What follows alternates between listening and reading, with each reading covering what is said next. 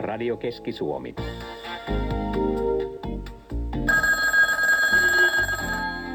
No täältä Arvo vaan Karstulasta soittelee. Tässä rupesin Mielipide-kanavalle näin ihan pitkästä aikaa soitteleen tässä. Että tuo meidän lempi, niin se lähti kirkolla käymään. Että minä tuossa rupesin puhumaan, että pitäisikö sitä niin kuin näin kesä on, niin jonkinlainen kesälomareissu tässä tehdä. Niin se lähti heti Jukolata kävelykenkiä kahtelemaan. Että ei sitä kauan, että kun se kengät osti, mutta ne ei vissiin oikein sopinut. Että se oli se vasen kenkä, kun se oli se paino vähän tosiaan, niin lähti niitä kahtelemaan. Ei sitä tiedä, tuleeko sitä mihinkään nyt lähettyä. Että jos tuossa Pylkönmäen kirkolla kävisi, niin olisi vähän niin kuin vieraalla paikkakunnalla tulisi tosiaan käytyä. Se oli käynyt niin Tornionjoella kalalla tämä työttömyysministeri, tämä Liisa Jaakonsaari, niin saanut Virvelellä Jukolasta 14-kiloisen niin lohe, että Virkelen lehdellä oli, että niitä on hankala saada niin johtajan paikkoja, että tämmöisten kurvikkaiden naisten tosiaan muuta kuin niinku johtajan polvelta saa paikan tietysti tosiaan, että musiikkipuolellahan ne kyllä pärjää hyvin, niin kuin on tämä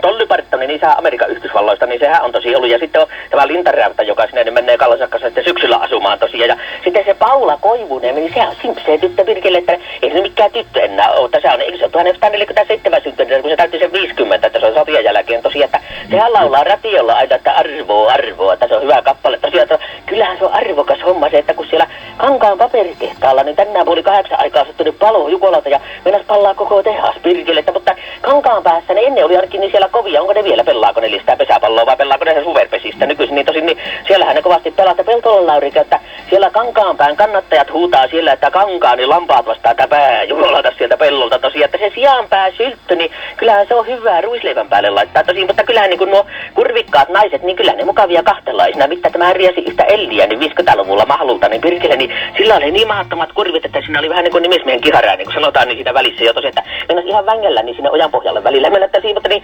10 miljoonaa niin vahingot nyt on tullut sieltä paperitehtaalla niin kuin arvioidaan tosin siitä, vaikka ne sai sen sammumaan tosiaan, että se on mutta 15 nykymiljoonaa, niin tämä Tyson niin joutuu maksamaan sitä, että kun se korvaan puras sitä ottelijaa Jukolalta, että mikä sen nimi on muista sitä tosiaan, mutta joku kuvaaja oli väittänyt, että ei se karhu sitä rätyä niin siellä enossa niin ollut purassu, että kun niin pienet jäljet oli vain kaulassa, että siinä olisi lähtenyt pää kokonaan, että jos oli naaras karhu, niin se vaan niin kuin imassalla pikkusen, että se niin kuin merkkasi sen paikkansa tosiaan, että se oli semmoinen imutaattori, että niin kuin nämä niin kuin ajan nuoret, niin nehän immeisillä Virkille kaulaan tulee kaikki tosiaan, mutta se separaattori, niin kyllähän se oli aikanaan ihme vehje, että niin nythän ne on kaiken maailman pelit, että kun ennen oli se Kirnuvain, millä tehtiin, niin tosiaan separaattori tuli hankmotoja, tietokoneita, kaikki pelit Jukolalta, ja nyt on ne oopperajuhlat siellä, eikö ne on parasta aikaa siellä Savonlinnassa menossa, että kyllähän Virkille siellä niitä oopperaleipiä, niin menee varmaan kaupan, ja nyt on mahdottomasti kaikkia tapahtumaa, vaikka minkälaista, että ne tankomarkkinat, nehän liian nyt alkaa se viikonloppuna, tosin Peltolan Lauria, niin kerran se ajoi polkuperään Jukolalta, meni niin tanko polkuperästä poikki, se tipahti siihen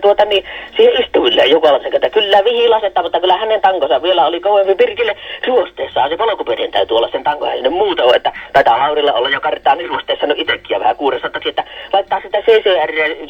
mitä se on, niin sehän irrottaa hyvin semmoiset ruostuneet mutterit kyllä tosi, että niin kuin, ja sitten kun Coca-Colaa sitä laittaa, niin se kulma sievittää, en tiedä, että kun se tuli 52 vuonnahan se tuli olympialaisten yhteydessä se juoma tosiaan Suomeen, mutta nyt se irrottaa siellä Villantiatalon, niin sieltä seinistä niitä semmoisia mormorilaattoja, että kun ne laittaa samanlaiset Jukolatat tilalle ja se on 15 vuoden päästä sama juttu ja maksaa vaikka mitä, että ne myy niitä, niin 500 nykymarkkaa, niin 4 niitä vanhoja Jukolatan laattoja siellä, mutta siellähän on kanssa semmoinen tapahtuma, että semmoisia vanhoja höyrylaivoja ja mitähän siellä on suolaissa, Virkille mulla oli tekohampaat kerran Suolahen osuuspankin tallella, niin tosiaan, niin siellä on semmoinen höyryfestivaalit Suolahessa, että liikkö se höyryhäyrinen siellä sitten juontajana, että niin eikö se nyt hyvinkin kerkeisi muuta kiireiltä, että onko sillä mitään kiireitä ollenkaan, mutta en tiedä, tekeekö ne vielä semmoisia Leningradin matkoja, että tosi niitähän ennen myytiin, että siellähän sitä voisi käydä tuossa kesäaikana tosiaan, että Pirkki, onkohan mä puhunut, kun me oltiin Leningradin matkalla 70-luvun alussa, että minä Pingolta voitin sen matkan, niin se oli muuten hyvä reissu, mutta mulle kävi semmoinen konsti, että kun tuo